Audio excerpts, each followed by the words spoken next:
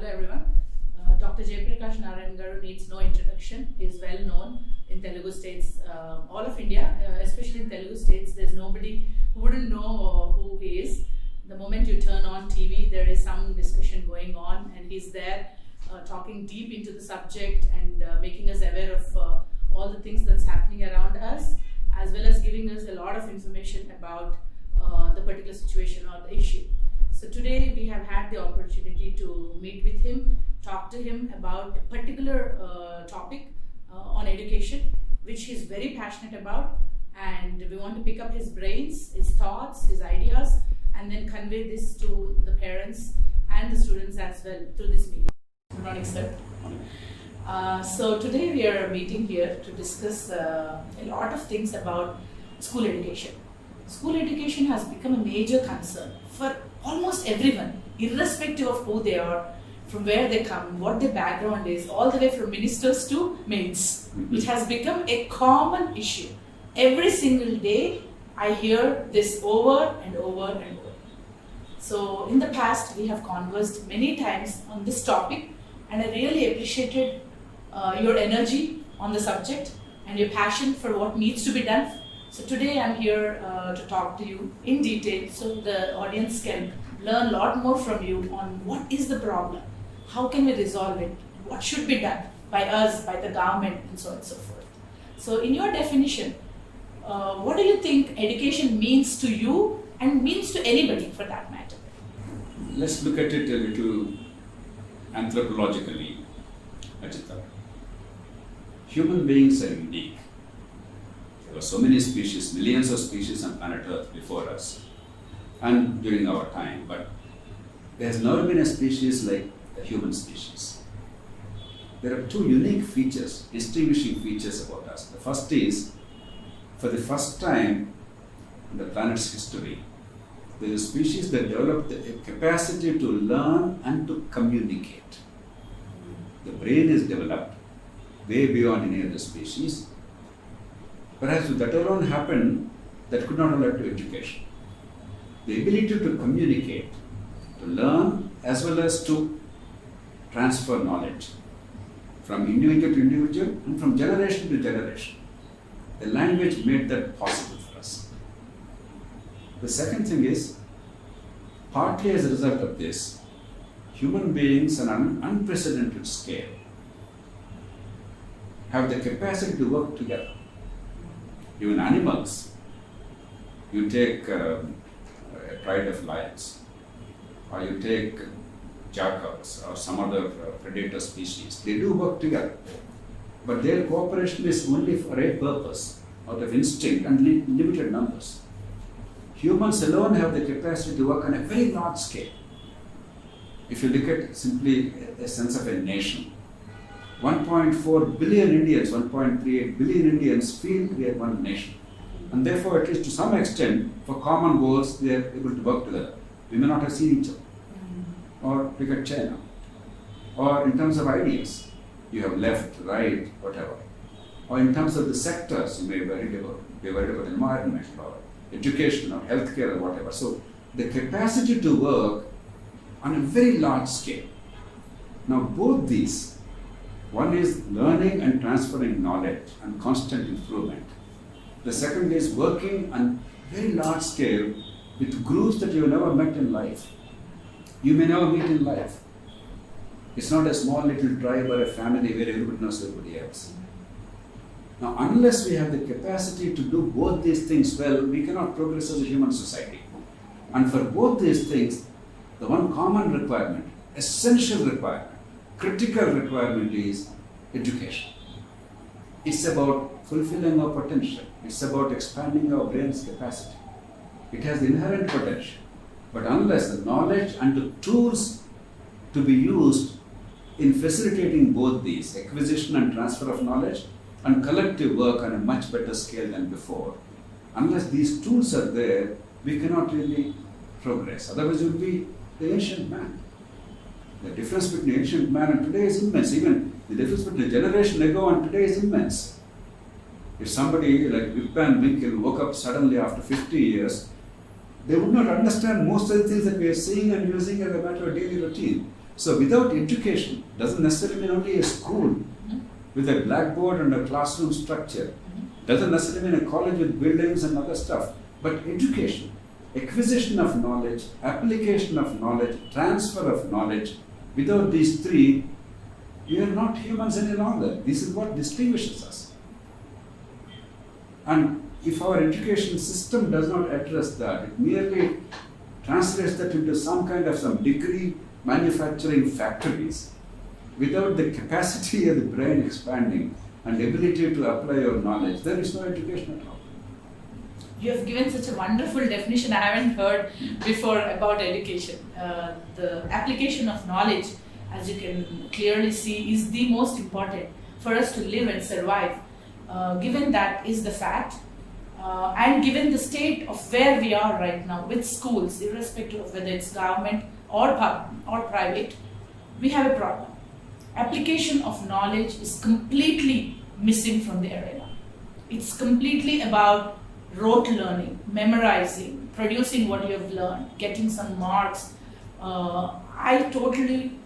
Personally, I disagree with how it's happening, and I definitely want to hear from you if you agree with this point and what are your thoughts on this. No, you're absolutely right, Ajitha.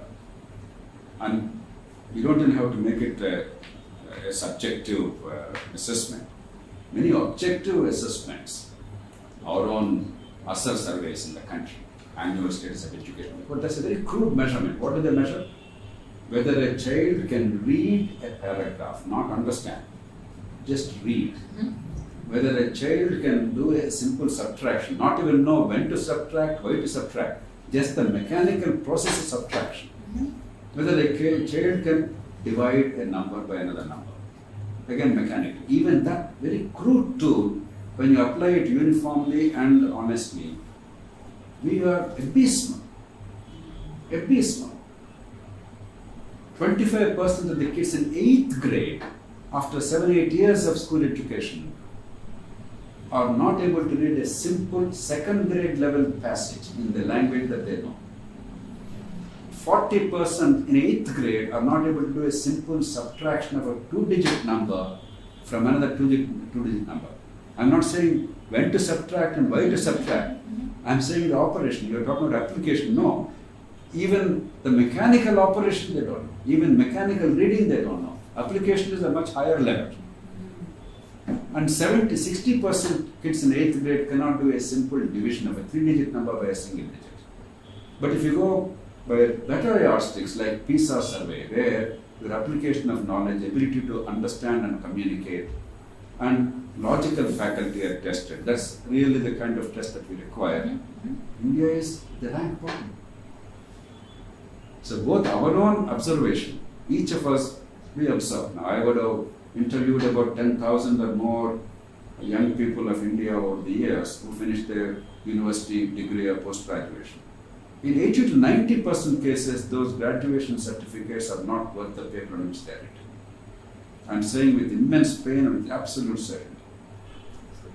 So we are sleepwalking. We are pretending. We are looking at a few outstanding products who emerged despite our education, not because of our education. A Satyananda Lai, Sundar Pichai, Indra Nooyi, or Ajitha or somebody else, and we are pretending we are doing very well. We are not doing well, but we can do incredibly well. This is not a given. This is not our fate. This is the way we built a terrible institutional framework, and therefore we are doing badly. And if we don't understand where we are, we cannot improve.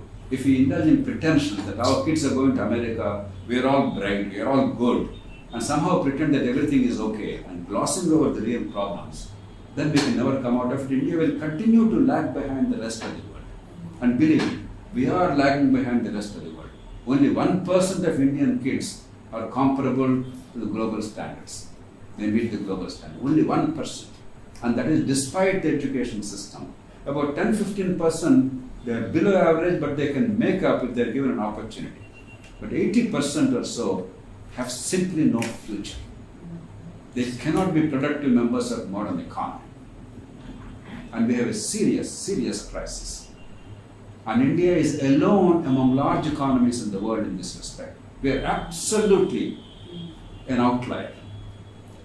And unless we focus on that, we cannot really make a difference. It's a serious concern, as you rightly pointed it out. Years back, 40 years, going back 40 years, 50 years, when you educated from the same country, you were a doctor, you completed your MBBS from Guntur Medical College, went on to do administrative services, ranked top in there, and did so well throughout. So I was thinking many years back, when the opportunities were so less, when the system was so underdeveloped, you could make out of it. And now we talk about so many developments. And do you see another Jaya Prakash Narayan born into a farmer's family would do it the same way you did? Not only I, but tens of thousands of young people from villages without any serious tradition of education, no graduates in the family, or they're not in the organized sector or regular wage earning employment. But despite all that, in the first decade after independence, the leadership that came, the early decades, they were passionate about education. Some of them themselves were not educated. One of the leaders in the district where I went to school, he only finished 8th grade. He was a freedom fighter, one of the most reputed leaders, a man of great substance. But they had passion for education. And the community owned the schools.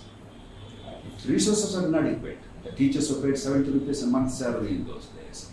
There was not enough money for a blackboard. You had thatched herds. If it rained, it leaked in the thing, and there was a holiday for school. The road to the school was atrocious. No, there was no toilet in the school, all kinds of stuff. But despite all that, the community cared, the people with voice, the farmers, the village teachers themselves, the few government employees in the village or other people, all their children studied in that school.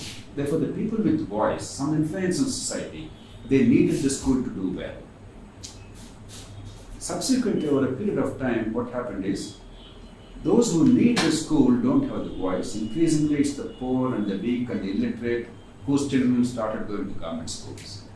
Slowly but steadily, for whatever reason, the middle classes who could afford a few more options, they sent their children to private schools in the hope that they get better education. Misplaced hope often, but still. And therefore the voice and the stakes, they are completely disconnected. My generation was very privileged.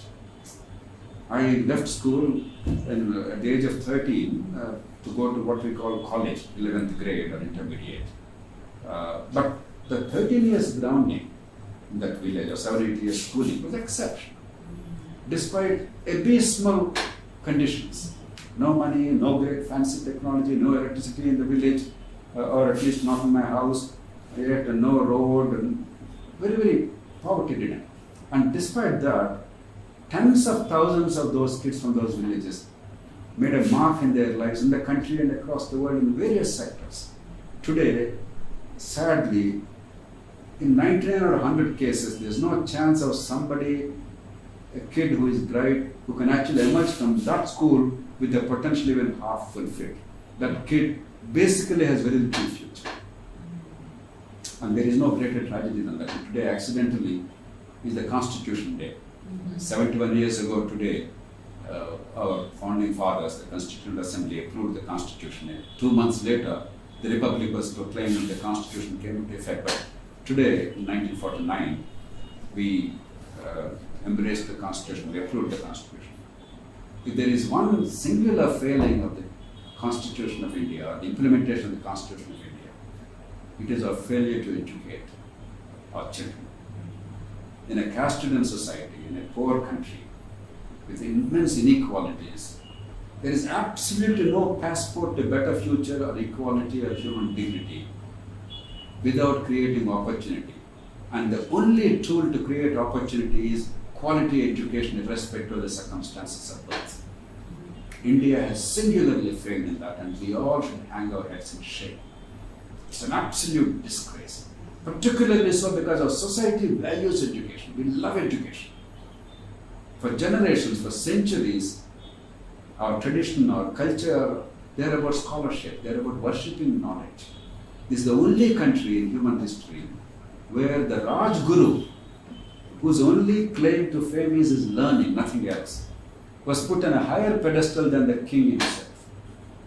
It requires tremendous civilization strength to put knowledge above power. That is our history, that is our culture. It is a shame that in independent India, we completely are disconnected from our roots. We have no understanding of the power of knowledge. And we are hoodwinking ourselves. We're pretending that we are getting education. The numbers are increasing. But educational outcomes wise are among the worst in the world. But the good news is because we care for education, we have a tradition of learning and knowledge, we can easily overcome these hurdles. And it's long overdue. If somebody was listening to this right now, as you're speaking, and we say that we are so disappointed with the education as a system, that it's failing, probably many would disagree and say, how come? We have Satya Nadella, Indra Nooyi, Sundar Pichai, or they can even say, look at all these jobs, software jobs, everybody gets a job now. The IITs, IIMs, yes. So they will show all of that, and then they will say that we are actually trying to mask what is reality, and we are actually India, pull ourselves down. Yeah. So what do you think of that? No, it's a great question, Ajitha. I yield to none in my pride about our civilization, our culture, our society. Every society has strengths and weaknesses. We have also our warts, but we also have tremendous strengths. I'm proud of that. You are proud of that. But it does not mean we are blind to realities. What you forget is, this is not an indictment of Indian culture or society or civilization. We have a strong civilization and culture and society. It is about a weak and third-rate education system. I'm using these words deliberately. The efficacy of a system to deliver is judged by the average outcome.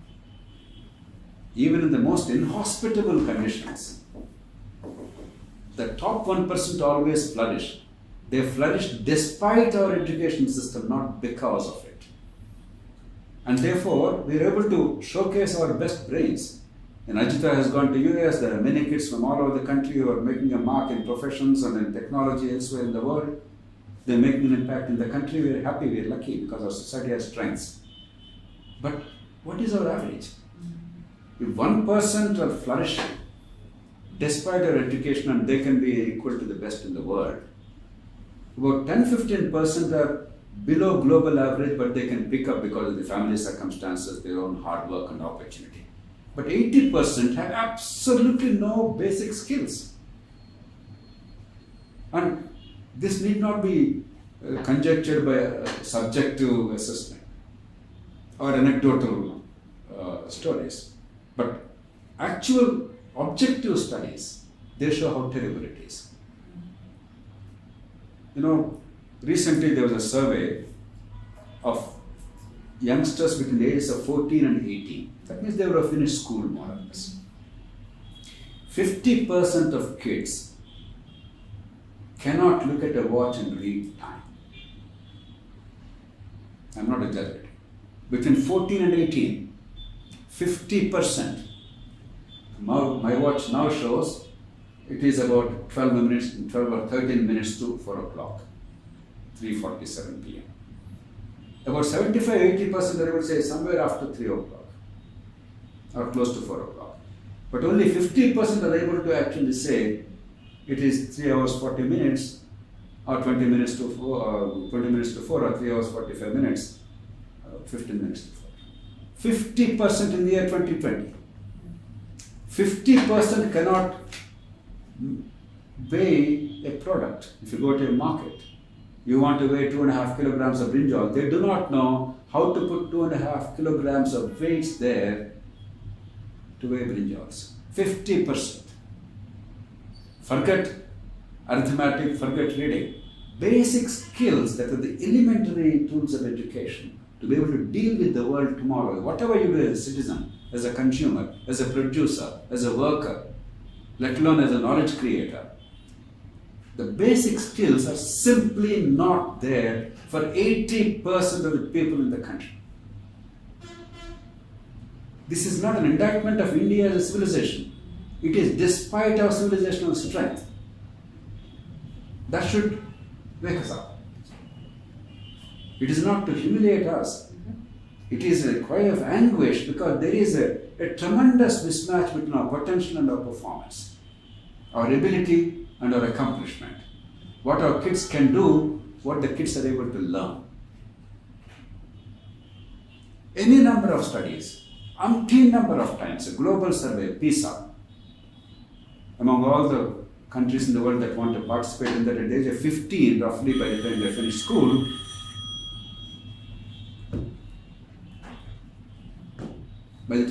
school, they measure the outcomes, but they measure intelligence. It doesn't require an MSc to do it. An MSc without proper foundations will fail. An 8th grade kid who actually understood the basics of education will do well. That's the kind of test it is. It's about ability to understand and communicate. Ability to apply simple mathematical concepts, nothing, not even complicated statistics or integral calculus or differential calculus, simple things. It's about logic and simple application of logic to understand basic scientific principles. It's simple, school level.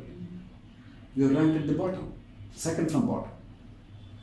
And our response as a country is, we will not participate in this PISA survey in future. Instead of figuring out where we are going wrong and how to really empower our kids, we said we won't participate, we'll be like ostriches pretending it doesn't exist. That's not the solution. Or take our own very crude surveys, ASA survey, Annual Status of Education. They're much more crude surveys. They simply say, can you read, not understand? Can you do subtraction, not understand when or how to do or why to do, just how to do? Can you do a division? Again, not understanding the concept of division, why, but even simple operation. 25% of kids in 8th grade in India cannot read a simple passage at 2nd grade level. 40% kids cannot do a simple subtraction. 60% cannot do a simple division. If we don't want to look at these realities, pretend that we are doing well, we are entitled to it. The world wouldn't care. The world marches ahead. Whether we want to march ahead, instead of merely talking and talking big, it depends on us. And the only tool that matters in today's world is not the oil you can extract from the ground. It is how you mind the brain, how you fulfill human potential. Education, education, education.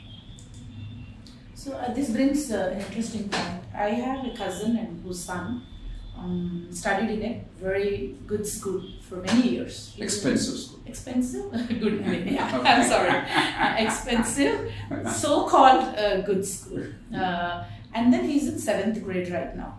According to the mother, the student secured 90% every year, almost every year. He's been consistently getting 90% in math. Somewhere she had this doubt that probably that's not a reflection of his true knowledge. Many parents don't even know at that point, right? They will think 90% is actually the truth. She approached me, since I teach as well, asking to evaluate the child. It so happened that the child cannot perform a 4th grade math problem, right? And in spite of getting 90% in math. So she was startled by that, and she had gone back to the fundamentals and had asked me to revise all the way from where he has left off. And then she's deeply concerned about that, and she's dropping her kid from school this year just to ensure that he gets the fundamentals needed for future education. So my question follows now. Do you also believe that we have to enforce the fundamental skills prior to 9th grade so much so that we should not worry about grades, ranks, schools, are they going or they're not, but only focus on how do I build these skills? How do I develop my child in these skills? I feel they should, but what do you think, and how should this be taken forward? This is an excellent case study, what you recounted. And it establishes two things very clearly. The first is that most of the kids are not getting even basic skills. This education is so flawed for no fault of the child or the parents that they simply are growing up without any foundations. It's a gruesome tragedy. But the good news is, I'm absolutely certain, because the parents understood the problem, the kid is lucky. Even if it's a little late, it's lucky. And the kid is lucky to get somebody like you to be able to help him fulfill his potential. In a relatively short time, I'm sure the kid will acquire the foundational skills very quickly. Yes, that's true. So it's both a sad message about what is contemporary reality, a hopeful message that if only we understand the problem, we can set it right in no time, very quickly. True. This is true universally in the country. Because we send our kid to an expensive school, they have all the fancy infrastructure, air-conditioned rooms. If it's private sector, they charge you, 10,000 rupees a month or something, up to 50,000 rupees a month or whatever. And I think I'm doing my duty. I've given all the gadgets to my kid. The kid knows how to handle the computer and mobile phone. We think everything is fantastic. But most of them have no basic skills, no foundational skills. And we are simply wiring away time without understanding the nature of the crisis. And by the time the kid realizes it's too late, the kid eventually will get a fancy degree. He gets engineering education in India, everybody's engineer. It's the easiest thing on earth. But without any engineering skills, and no serious employer will take that degree seriously. So a farce is going on. 1 out of 100 of them do well, irrespective of this, and we then, as we discussed earlier, we tom-tom about that and we claim that ours is a fantastic system. But the good news is the later part. There is such a strong culture of education in our civilization. If only even now, if we change course, we can dramatically improve the outcomes. Therefore, your point is absolutely right. Don't worry too much about books and examinations. For about 7-8 years of time, you let the whole society and education system and educators understand what is the outcome that is expected of this kid in terms of flowering the mind, the foundational skills. Prepare them for them well. The life skills and foundational skills. Don't worry about examinations and curriculum and textbooks and massive loads being carried by them, etc. But prepare them for that. And go beyond the examinations or even textbook knowledge, but actually life skills. No, you get the time and do some banking, financial discipline. No? Many of us grew up, even when we did so-called pretty well in school, we had very little life skills. Even today, I think I suffer from a lack of a lot of life skills. That's not education, but I'm not even going that far. Even the basic academic skill is simply lacking. But that's also a hopeful message that it can be set right very quickly, particularly with modern technology. If I'm a bad teacher, I cannot translate the concepts into learning. Then there's somebody who's a better teacher, and at least the 10% of the time to grasp the concepts if I use that wisely, with a 3-dimensional thing and with pictures and so on and so forth. At my own pace I can understand and I know how to apply the knowledge. So we have tools today as never before. And we are spending a hell of a lot of money. It's not that India is not spending money. Many people say, where is the money? It's a big lie. One of the biggest lies in India is about the lack of money in education. Indian government is spending 4.4% GDP on education. Remember, our tax GDP ratio is relatively low compared to rich countries. 2, 50% of kids are not in government schools. Put these two things together, we are actually spending more than the rich countries. Many people say, no, we must spend 6%, 8%. That's not the issue. I'm not saying more money should not come, but that's not the real challenge. The money spent is not really yielding the dividends. More money is not required. And 2, private sector. India gets the largest investment in the world in private sector education. So both public money and private money, there's no dearth of it. Money is not the issue. What we are spending, if we spend wisely, sensibly, with clear understanding of what we expect that money to do for our kids' future, we can make miracles happen in today's technology. I think what these parents have realized, and what you are doing, must be now multiplied across the country, because we have 190 million, 19 crore youngsters in schools alone in India. Another 3.5 crore, 3.8 crores in colleges in India. So together, We constitute, if you take the kids in schooling in India, we would become the first, second, third, fourth largest country in the world. That includes India. If India is excluded from that, we'll be third largest. These kids will be third largest country in the world. Such a monumental thing. So you have to really multiply this. Answers are very simple. The challenge is, how do you replicate it, multiply it quickly? And we can do it. It's not rocket science. It's not tough at all. But we must first acknowledge the problem and do the right thing. So as a follow-up question, sir, we agree that a change is required. We know that something should be done. And there's no doubt that others will agree as well.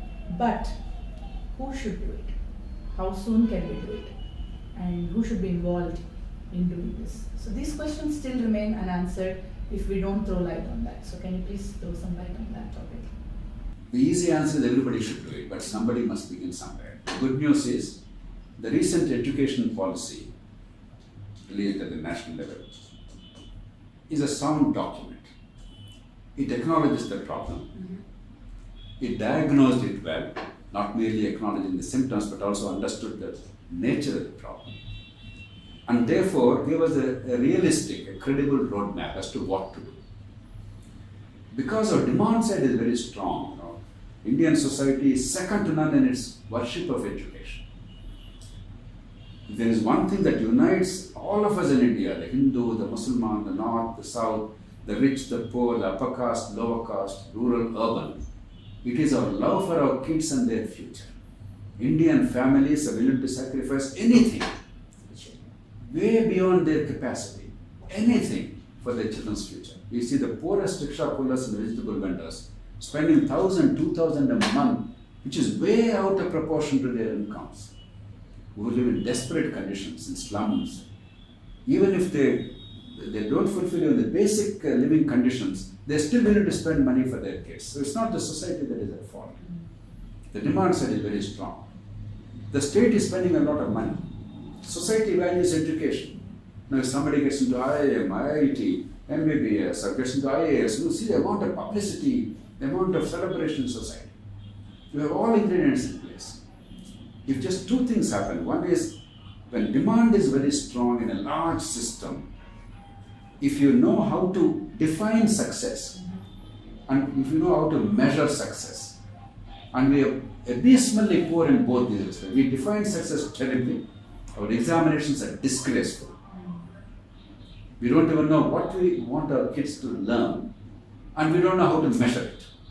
Therefore, we have rote learning and mass copying, and we have 90%, 98% with absolutely zero outcome. So if you grasp that problem, private sector or public sector, doesn't matter what it is, the problem is common. If you do that one thing well, there are many other things to be done, but the heart of the issue is this, and we are lucky. That one thing will make many, many things happen, and this policy has understood that. Therefore, the impulse to actually go into the crux of the problem, to the solution of the problem, must come from the state agencies. Whether it's a government or a regulatory examination board or something, a testing board, these are matters of detail. But how do you define success and measure success? I would like to pose the problem in that manner. And many people are learning. That's what PISA survey is. That's what sensible examination system works. That's what SAT is, ACT is, or O levels, A levels in Britain, or other. It's not rocket science. It's not new. It's there. In our own country, in some respects we are doing, but only in some respects in some places. That's all. So we must make it a part integral to our educational culture, that assessment. But having said that, if we leave it to government alone in such a large enterprise, encompassing tens of millions of students, it will be a failure. We all must play a role. Educators, the civil society, the school managements, and organizations like ours, education may not be my main field of work, but I recognize increasingly. If there is one area that requires the most attention, even if everything else fails, if that one area can transform the country, in terms of our polity, in terms of our society, in terms of our economy, all three, it's education. So I think with the limited resources of money and time, deploying them intelligently, we can all make a huge difference, and we must make that difference. And we must all own this enterprise. It cannot be left to anybody. Sure. So you are hopeful of the NEP that's coming up, and then of the implementation of that.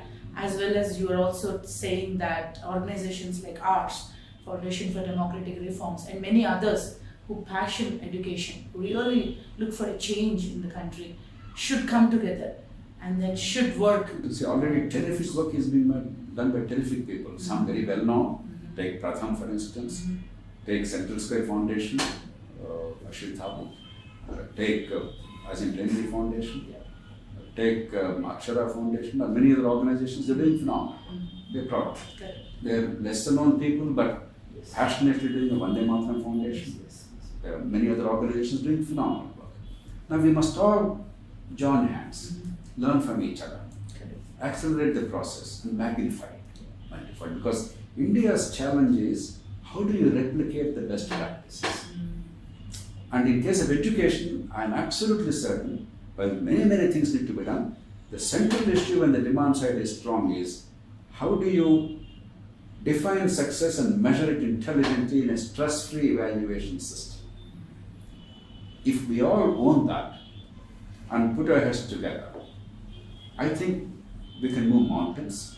The technology today is a fantastic advantage, and I've been always articulating, and now I think with the altered framework in the educational landscape, hopefully with the new education policy, if we all help in the process of measurement, let the governments do their own work, the boards and all that, but we can certainly take up in each city, in each state as a movement, defining educational outcomes in an honest and sensible manner and measuring that consistently on a large enough scale to make an impact. We can actually create a demand for that. We can go to government schools and private schools and say, we want to honor those managements and teachers and the kids who are doing well, so that becomes an example. Correct. We also want to measure the level so that we can understand where deficiencies are and how to improve. It will be stress-free. It will be based on concepts and application. Correct. A bit like a PISA, a bit like SAT or ACT or O-levels and A-levels. It will actually measure the outcomes and it will generate a demand. It will make, we can make it exciting, interesting. We can make it a movement.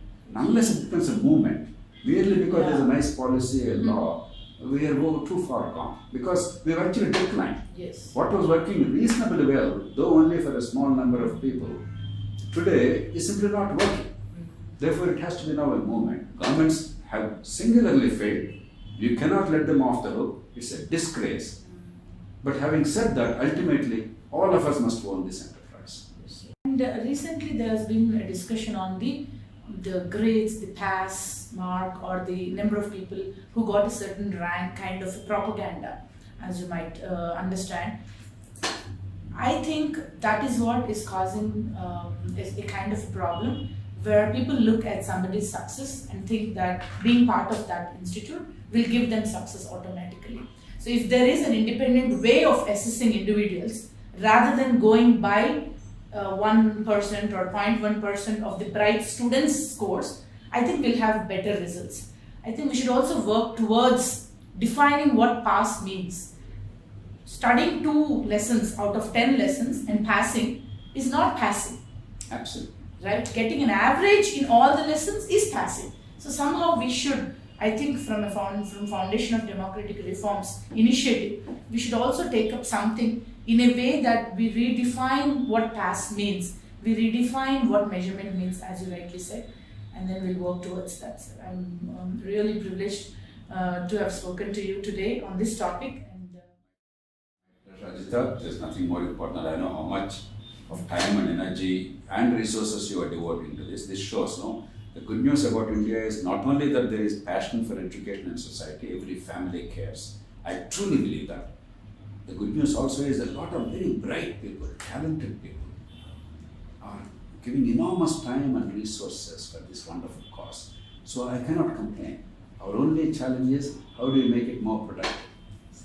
Already, and this is a society where even people who are otherwise not particularly charitable, they are willing to support the cause of education.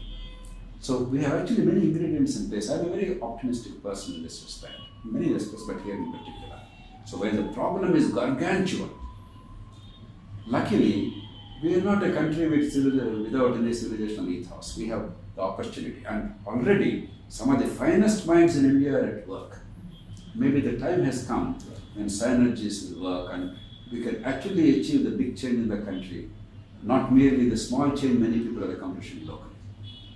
There's nothing better than that. This is the most hopeful time. But we must quickly act because every year we lose. Probably every year about 1.5 crore children are going to school. That means every year we lose the future of 15-20 million kids. Is at stake. And already we lost too much time, too many opportunities. It's a disgrace. But better late than never. We can make a huge difference. You said how long it will take. The government's policy declaration that by 2025, a reasonable level of accomplishment in foundational learning is not a bad goal. It's in 5 years' time. It's not an unrealistic goal, provided we all act energetically. Probably it will take about 10 years to actually improve outcomes beyond foundational learning once they come to high school and some level of accomplishment. Maybe it will take about 15-20 years for higher education to really become reasonably good because you can't build an institution overnight. It's not really brick and mortar and buildings and the length of a college or classroom like AICTE and Medical Council. These are all silly approaches. An institution of higher learning requires a culture, a team, and a history. It will take probably a little longer. But you know, I was in China in 2005. They were admiring, partly because they didn't know how bad our education was. They're admiring our higher education. They knew their school education was pretty good by the time, but higher education they felt it was not good.